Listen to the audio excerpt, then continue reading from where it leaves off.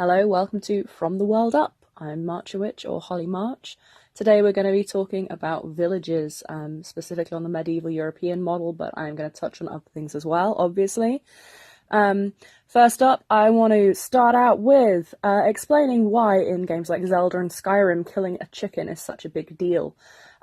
For a medieval peasant, they wouldn't eat the chickens, they would eat the eggs, and eggs were a currency. You would use them to barter, as in Beauty and the Beast with the whole, I need 6 eggs! Apologise for my singing.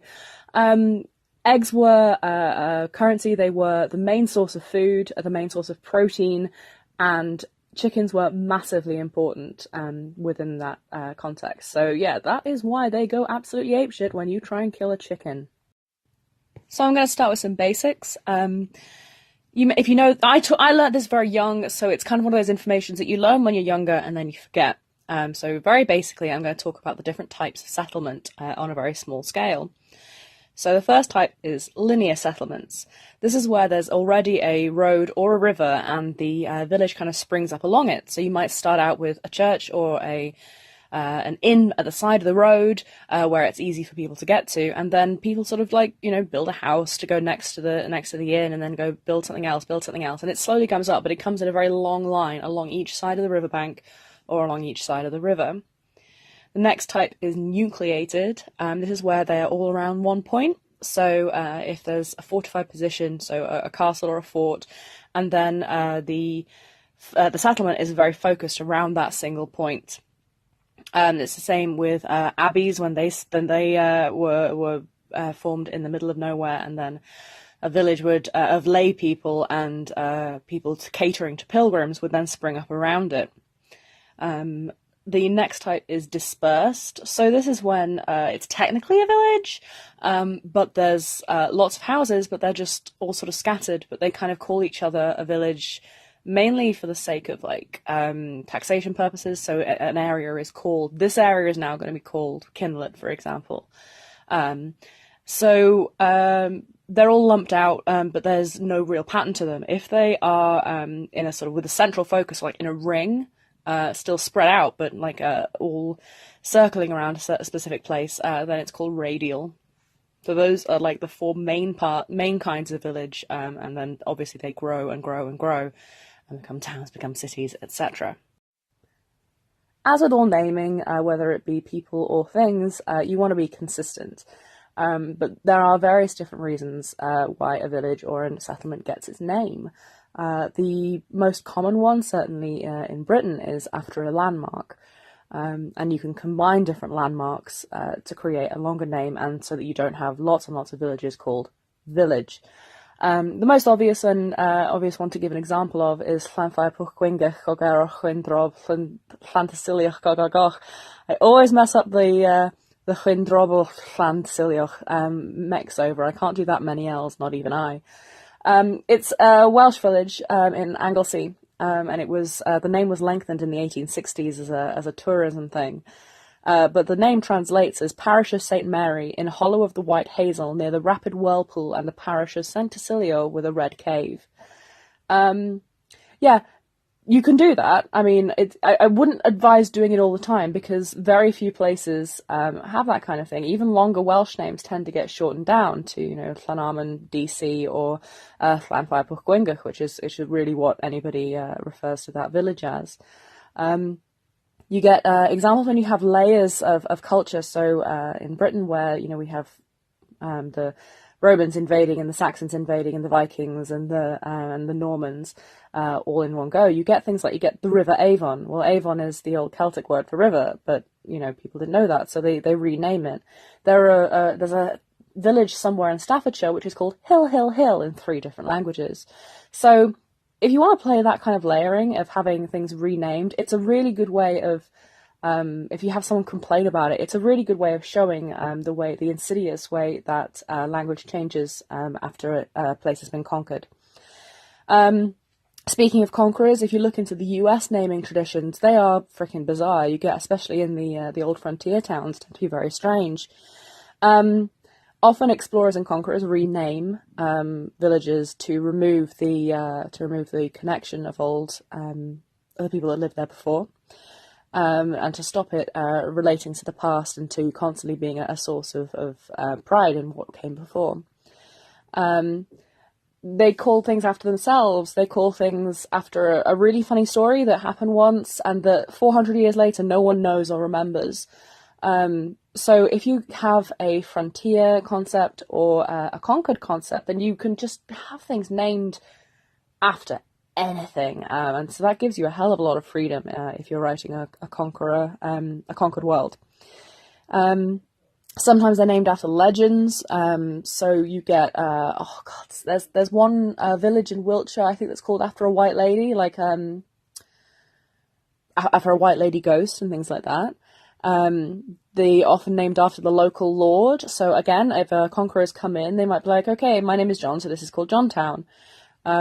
It's often arrogance or just because their presence alone has caused a village to spring up, with that whole nucleated settlement thing, that a lord has settled somewhere for that to be his castle.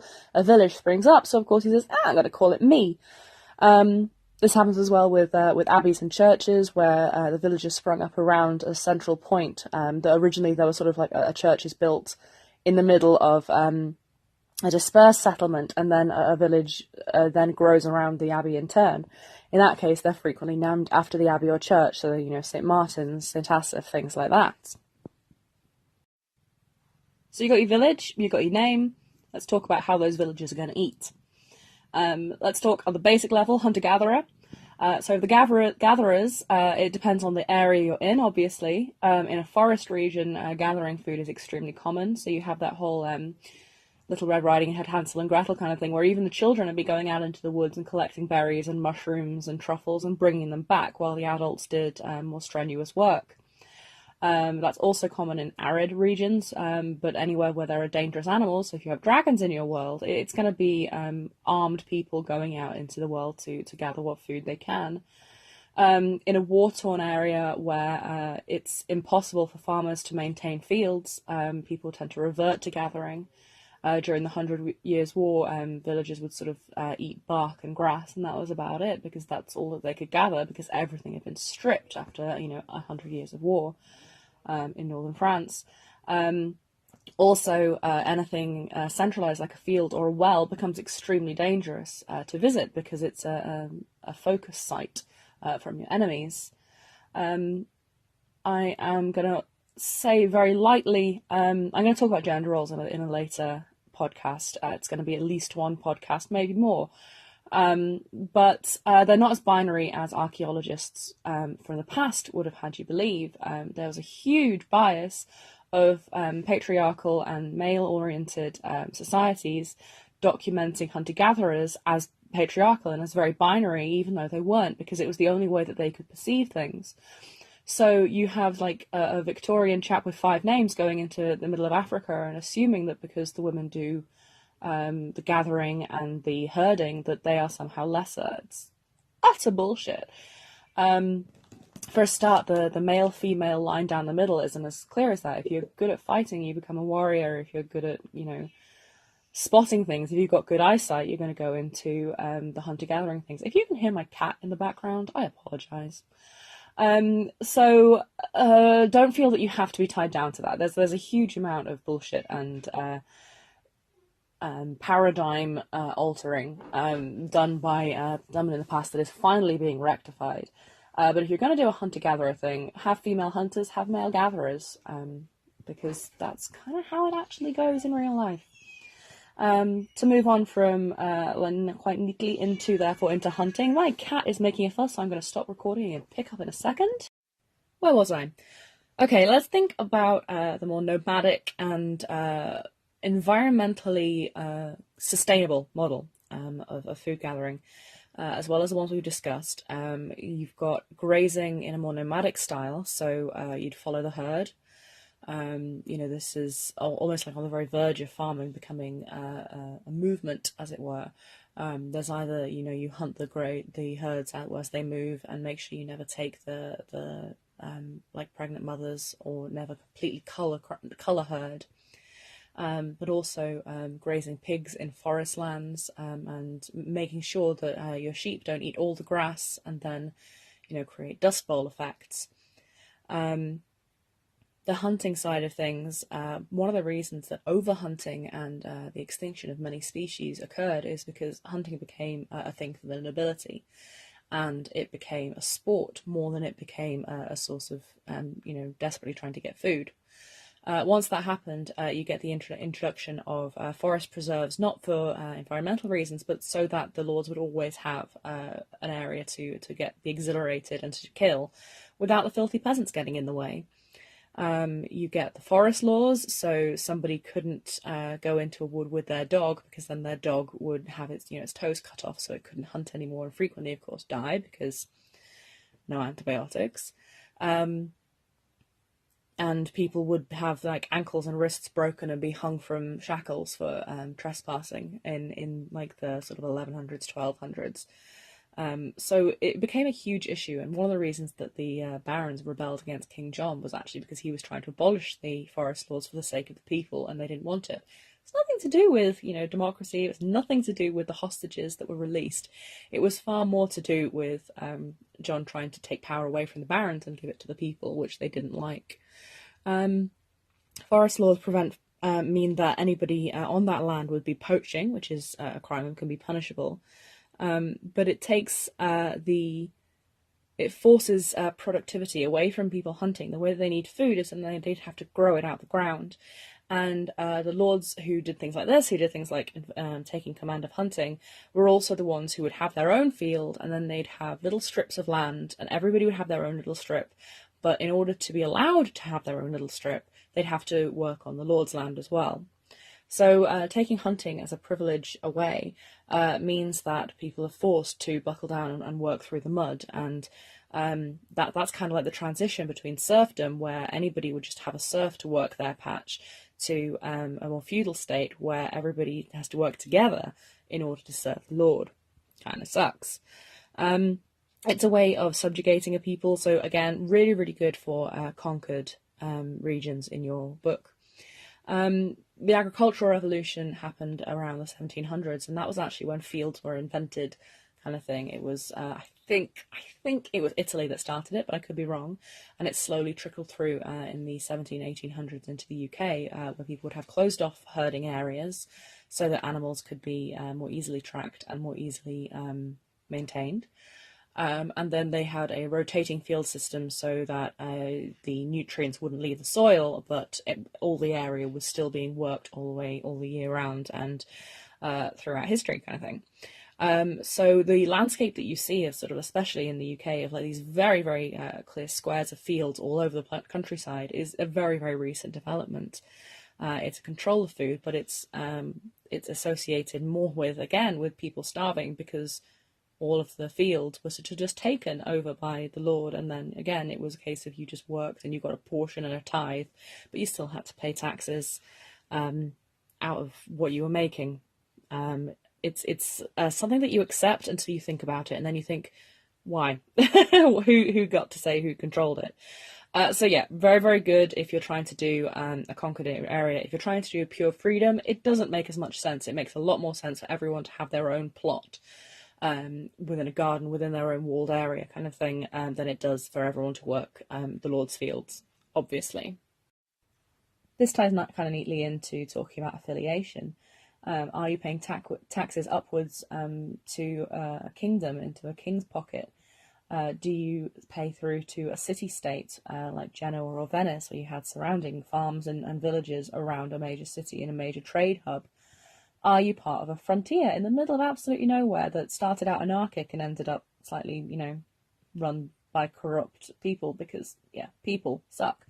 The main focus on this is going to be within like protection road care. If you're in a frontier, the roads around it are going to be absolute shit. If you're in a kingdom, the main roads tend to be really good, up and down, sideways, but all the little tracks tend to be much, much worse. The streets are in a village really unlikely to be paved with stone. Right in areas where it's the villages are up on stilts, you'll have wooden walkways to get out of the mud, to get out of the swamp.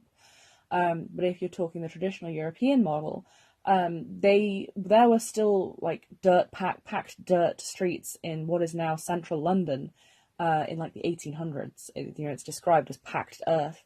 But the care of roads is up to the king in a kingdom. It's up to the city state, but they tend to only give a damn about the main trade routes. The other, of course, main thing is protection, and I'm going to talk about that in a little section called Law and Crime. The reason affiliation has such an impact on the village itself is different affiliations have different criminal systems, they have different legal systems, and different perspectives on what is needed. For a city-state, a huge amount of their protection existed because the surrounding villages are what created the stuff that made the trade possible and made the city great. So the militia would be focused in the city, but they would have patrols, as in the Veliki Novgorod Tishiashi.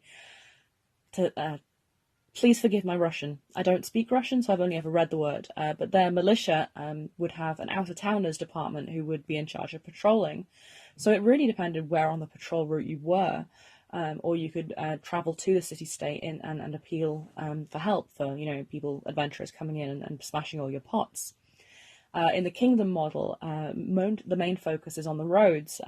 So the main roads between each major city would be protected the most by militia in case of invasion from elsewhere, in case of rebellion, and in case of bandits. The local laws were mainly in charge of getting rid of bandits, and in a similar model to the United States police force at the moment, there's a huge amount of corruption and therefore a huge amount of danger to anybody who wasn't in a privileged position.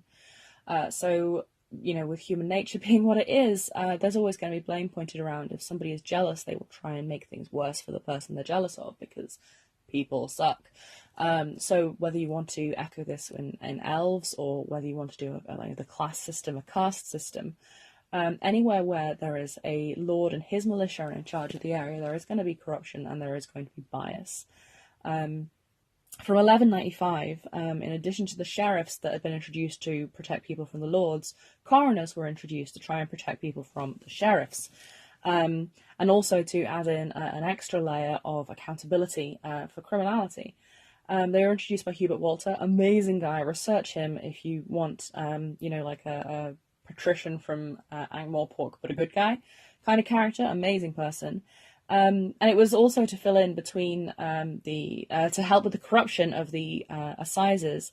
Basically, every month or every 4 months, depending on where you lived, a judge would come into the area and all the criminals would be brought forward to answer for their crimes and usually be punished. They would have been languishing in a cell since then, whether they were innocent or guilty.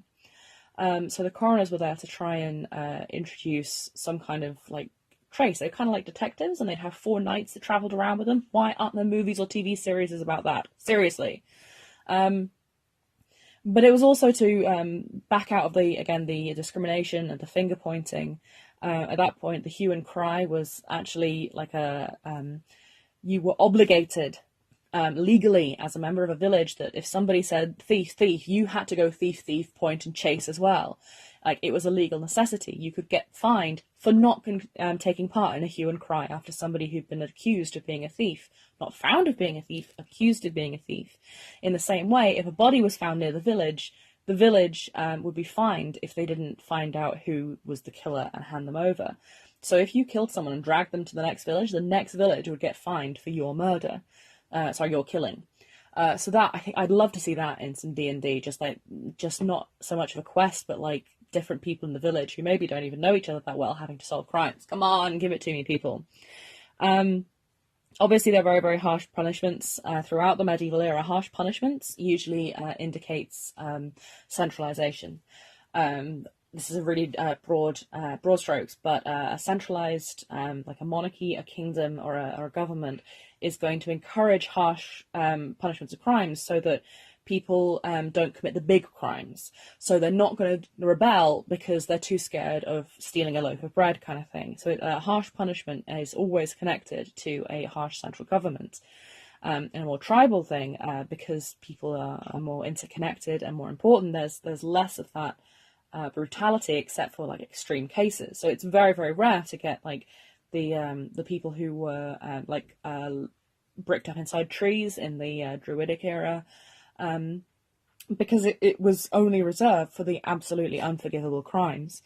I want to draw your attention to something. There's been a story going around recently, but there's a tribe in Africa called the Babemba tribe, who what they do when somebody's committed a crime, they put them in the middle of a circle and then they talk to them about all the good things they've done, and a combination of, you don't have to do this, you don't have to do bad things, because look at all the good stuff you've done, which is an incredible thing psychologically of both that emotional guilt of how could you, we're not angry, we're just disappointed, but also of welcoming that person back into the tribe and not shunning them, which is something that tends to happen again within harsh rule, because if you say that person has committed a crime, shun them, you are so terrified of being shunned as a social species that you're less likely to commit the crime for that reason. In the same way,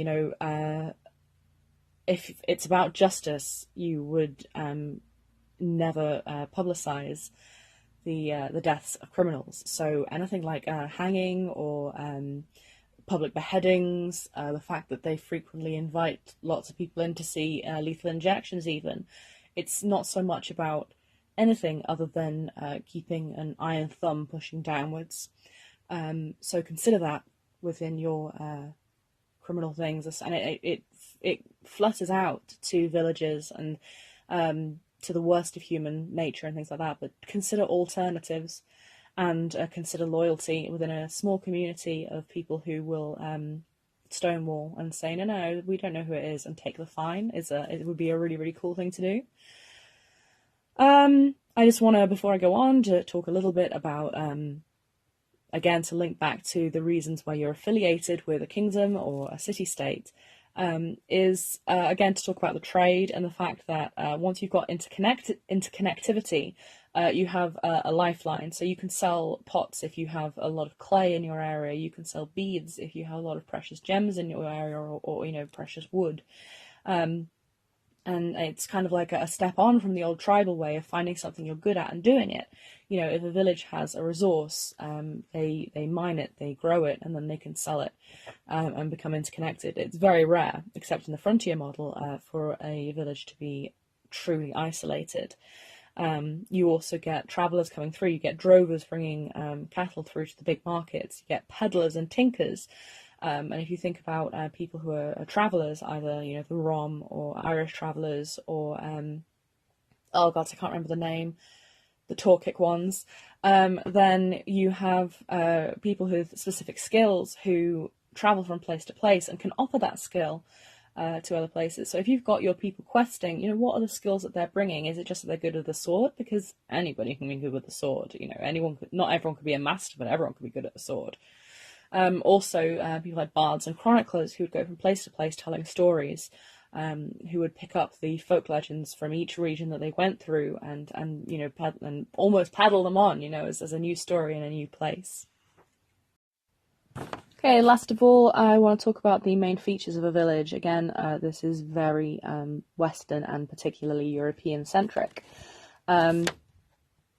It is really weird to me when I go out to the US and you get these huge residential areas and it's just residential, and they might have a park and they'll have like a fire station, and that's about it.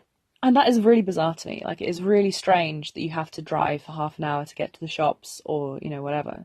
So these are features that would definitely exist. I'm going to start, therefore, with a proviso in that if you have a dry country, obviously this isn't relevant, but if you have alcohol in your country, there will be a pub in every single settlement by about, the 1300s, at the very latest. So you got a pub, you need a gathering place that is separate from the pub, although occasionally they were used as the same thing. You need somewhere for, like a town hall. And occasionally people would just use a large room in the inn for that, but anything like a town hall or a marketplace, somewhere where people can meet together and say, where are we going to wave our pitchforks? You're going to need either a healer and or a midwife. She can be both, obviously. Yeah, you would need one of those in the village. There's always going to be a midwife. There would always be a midwife in training at any time because they were so precious. You're going to need a blacksmith who can who can mend shit and make shit. You're going to need a bathing space, either a bathhouse, baths available in the inn, or a river.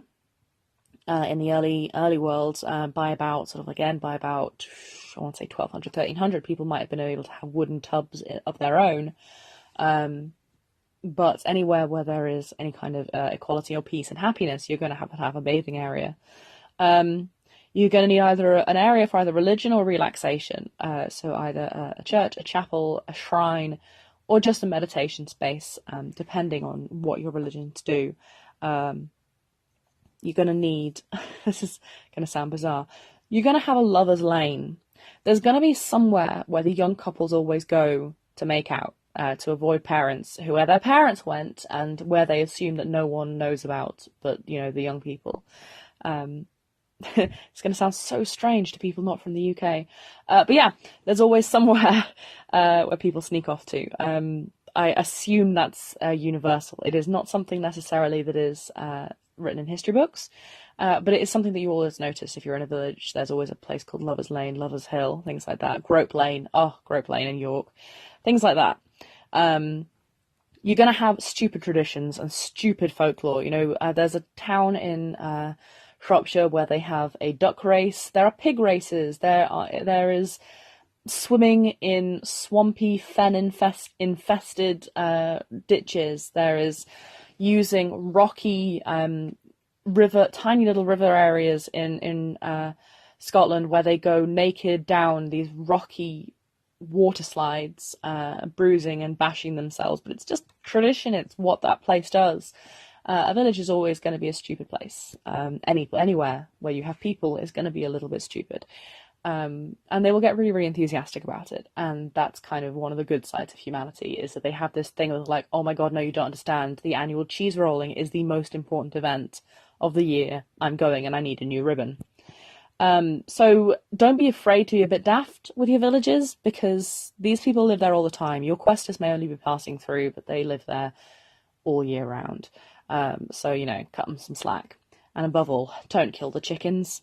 The podcast you just heard was published with Anchor. Got something you want to say to the creator of this show? Send them a voice message using the Anchor app, free for iOS and Android.